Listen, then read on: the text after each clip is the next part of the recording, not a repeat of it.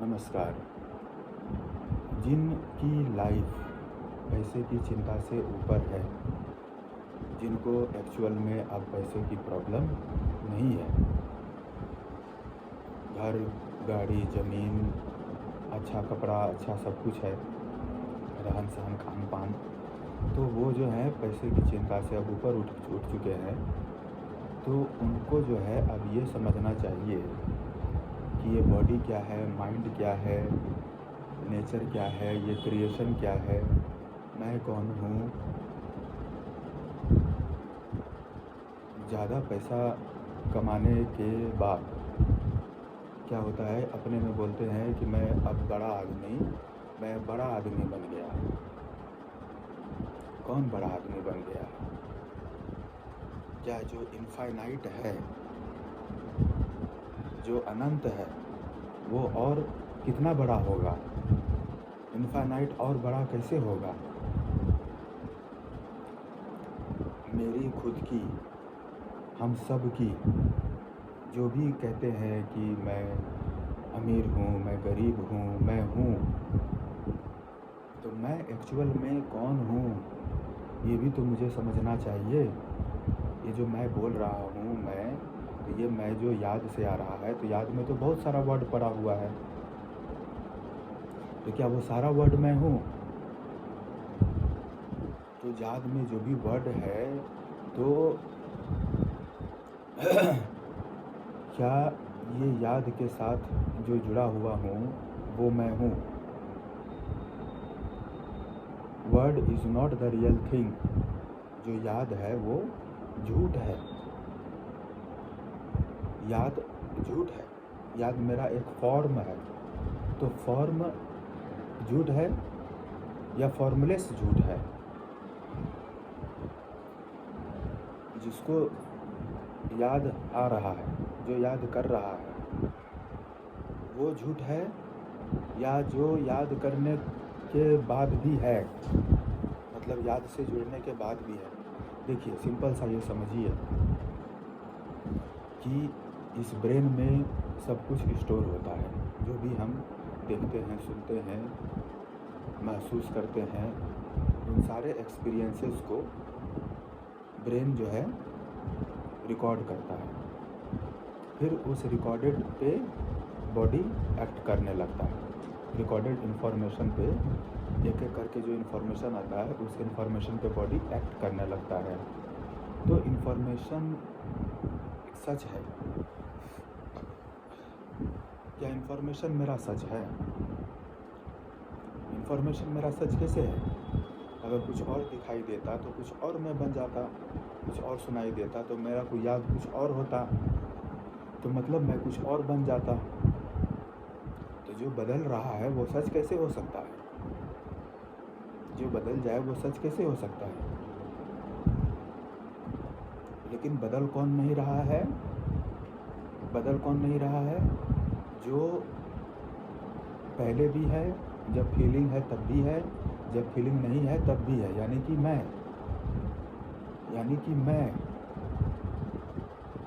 खुद को बोलता तो मैं हूँ, लेकिन मैं जो एक्चुअल में हूँ वो ये वर्ड नहीं है, वो ये वर्ड नहीं है। जो ये बोल रहा है, जो ये वर्ड बोल रहा है, जो कि इस वर्ड के बोलने से पहले भी है, जब ये वर्ड बोल रहा है तब भी है, और जब ये मैं वर्ड नहीं बोल रहा है, चुपचाप से बैठा हुआ है, कुछ नहीं बोल रहा है, ना बाहर ना अंदर, या बोल भी रहा है लेकिन मैं नहीं बोल रहा है, तब भी जो है वो एक्चुअल में मैं है। तो वो जो नहीं बदल रहा है,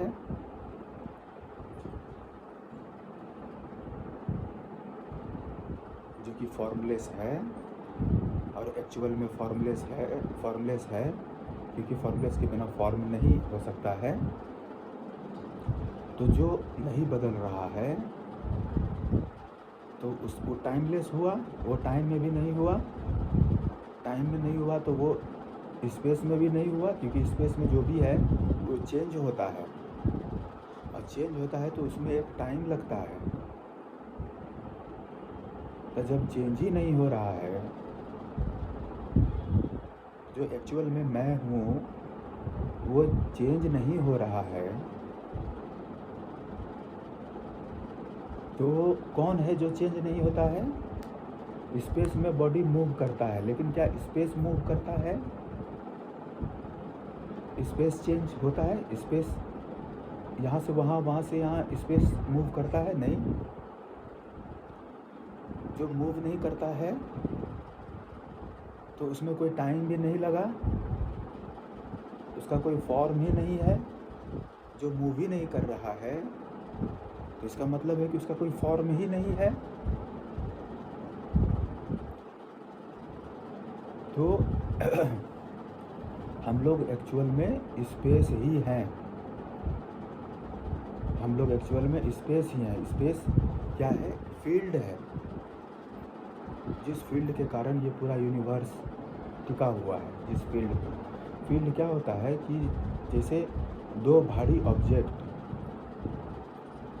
अब एक दूसरे को मास के कारण, भारी वजन के कारण एक दूसरे को खींचता है। जैसे अर्थ है और सन है, दोनों हवा में लटक रहा है। क्यों लटक रहा है? क्योंकि दोनों भारी वजन होने के कारण, दोनों का भारी, बहुत भारी, ह्यूज मास, बहुत भारी वजन होने के कारण दोनों एक दूसरे को खींचता है। जैसे रस्सी को एक तरफ से दो लोग खींच रहे हैं, दूसरे तरफ से भी दो लोग खींच रहे हैं, तो रस्सी वहीं का वहीं है।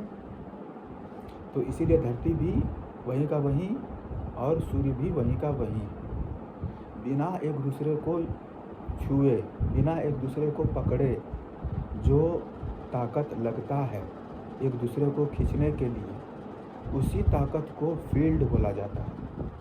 और वो फील्ड जो है वो हर जगह है, वही स्पेस है। कितना भी जूम इन करें, कितना भी पास से देखें, चेंज को अगर हमें देखना है तो कितना भी पास से देखें तो लास्ट में फिर 3 डॉट और स्पेस मिलेगा। स्पेस में जो भी है सब चेंज है। तो लास्ट में कौन है जो चेंज नहीं हो रहा है? स्पेस। और इस स्पेस को जो जान रहा है, ये दोनों साथ साथ है। तो मैं स्पेस ही तो हुआ।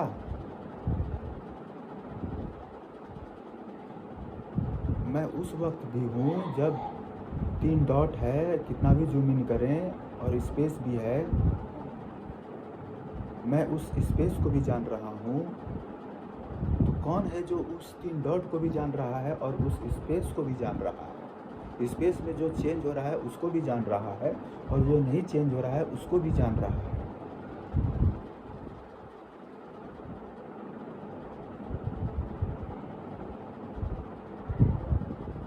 I am the infinite space.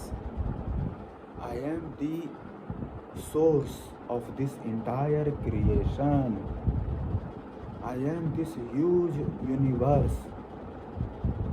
This huge creation is like dot in front of me. I am the infinite space. Space does not change.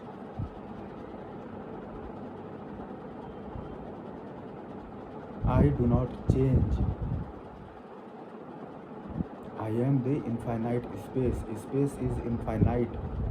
I am the infinite space. अब बताइए कि जो इनफाइनाइट है वो और कितना बड़ा होगा? जो एक्चुअल में इनफाइनाइट है वो करोड़ों, अरबों, खरबों, धरती का पूरा राजा बन जाए। पूरा धरती का भी अगर राजा बन जाए तो वो कैसे बड़ा आदमी बन जाएगा? जो इनफाइनाइट है, जो पहले से ही इनफाइनाइट है, जिसका कोई अंत ही नहीं है, वो और बड़ा कैसे हो सकता है? अपनी सच्चाई को जानिए, माइंड को समझिए, मन को समझिए, शरीर को समझिए, इस पूरे क्रिएशन को समझिए, सारी मिस्ट्री को समझिए। शिक्षा का महत्व, शिक्षा सिर्फ पैसा कमाने के लिए नहीं है। कि पढ़ लिख के कोई बड़ा अफसर बन गए तो आप पैसे के पीछे ही लगे हुए हैं। पैसा के प्रॉब्लम आपको अब पैसा का प्रॉब्लम नहीं है, आपको अब पैसा का प्रॉब्लम नहीं है तो पैसा के पीछे मत भागिए। आप इनफाइनाइट हैं। अहम ब्रह्मस्मि तत्वमसि। तुम न करता हो न भोगता हो, तुम स्वरूपतः नित्य मुक्त ही हो। तुम संपूर्ण दृश्य प्रपंच के एकमात्र दृष्टा हो। अतः तुम सर्वदा सर्वथा मुक्त ही हो। तुम्हारा कोई बंधन ही नहीं है। अतः हे राजा जनक, तुम सुखी हो जाओ। आप सुखी हो जाइए। अपनी सच्चाई को पहचानिए, अपनी सच्चाई को समझिए और सुखी जीवन का अनुभव कीजिए। ये समझिए कि हम लोग सब, जितने भी इंसान हैं धरती पे, हम लोग सब इंसान बराबर हैं। हम लोग सब इंसान बराबर हैं, क्योंकि किसी भी इंसान ने कुछ भी जानबूझकर अपना जीवन नहीं चुना है। सब इंसान को जो भी मिला है अपने आप मिला है। किसी ने कुछ सोचा नहीं कि मुझे ये मिले, मुझे ऐसा मिले। किसी ने कुछ कहीं से निकाल के नहीं लाया। सबको जो मिला, जिस सारे इंसान को जो भी मिला अपने आप मिला, बिना सोचे मिला। तो हम सब यहाँ तक तो बराबर ही हुए। अब मिलने के बाद हम कब्जा करने लगते हैं, बच्चा की तरह पकड़ लेते हैं, छोड़ते नहीं हैं, जिद करते हैं। बच्चा जब जिद करता है तो वहाँ पे हम समझा देते हैं कि बच्चे जिद नहीं करते, ऐसे जिद नहीं करते। वहाँ पे हमें मन का बदमाशी नज़र आता है। जहाँ दूसरा कोई बदमाशी करता है वहाँ पे मन का बदमाशी नज़र आता है, लेकिन जब अपना मन बदमाशी करता है तो वहाँ पे बदमाशी नज़र नहीं आता है। प्रॉब्लम ये है।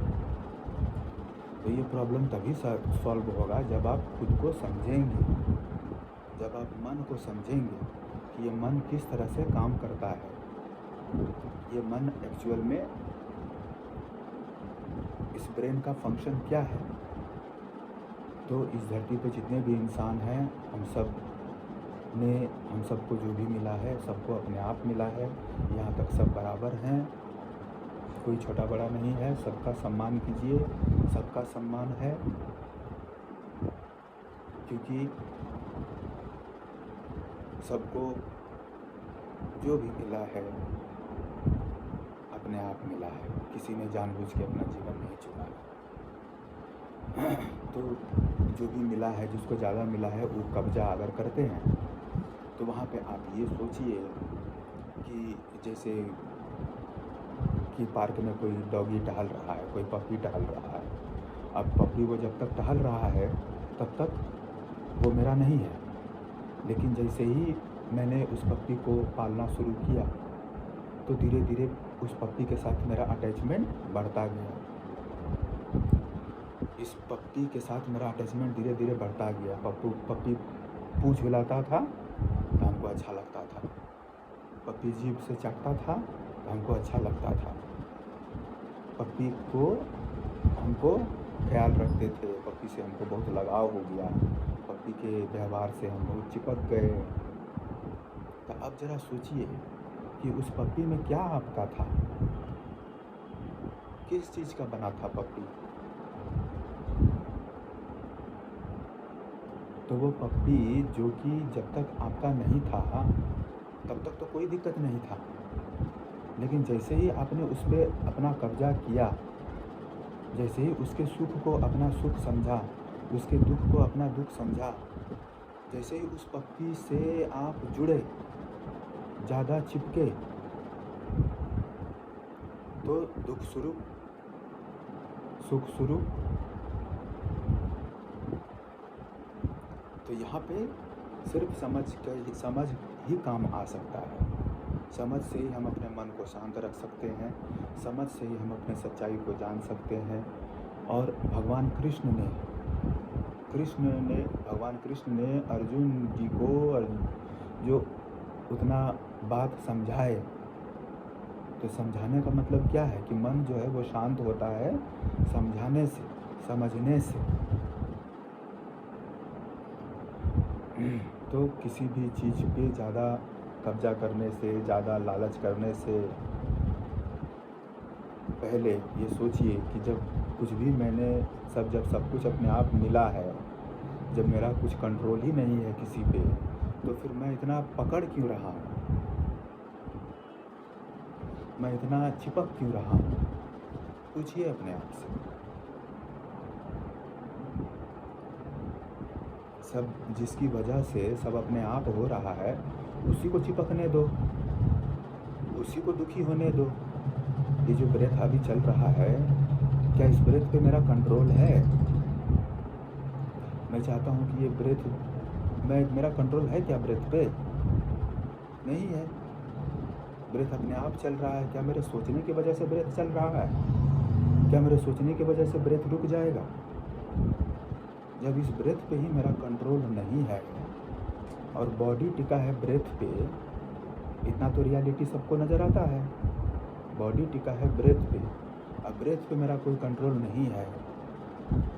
अब ब्रेथ अपने आप मिला है, बॉडी अपने आप मिला है, ये नेचर है, क्रिएशन है, लाइफ प्रोसेस है। तो जो अपने आप बना इस नेचर में, इस क्रिएशन में, प्लांट्स, एनिमल्स, नेचुरल थिंग्स, अपने आप क्रिएशन में सब बनता गया, मिटता गया, बनता गया, मिटता गया। तो जब कुछ भी मेरे सोचने की वजह से नहीं होता है, जब कुछ भी मेरे कंट्रोल में नहीं है, जब ब्रेथ ही मेरे कंट्रोल में नहीं है, तो ये ब्रेथ कब रुक जाएगा ये भी मैं नहीं कह सकता हूँ। जब ब्रेथ मेरे कंट्रोल में ही नहीं है तो फिर हम इतना किसी भी चीज़ को पकड़ते क्यों हैं?